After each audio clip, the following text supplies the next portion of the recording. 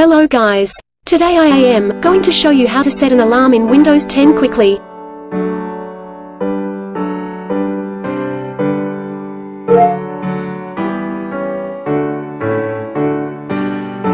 I used Cortana, Windows voice assistant.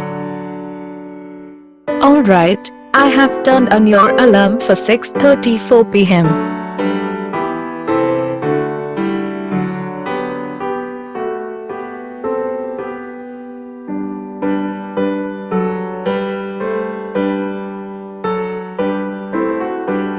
Just wait for it.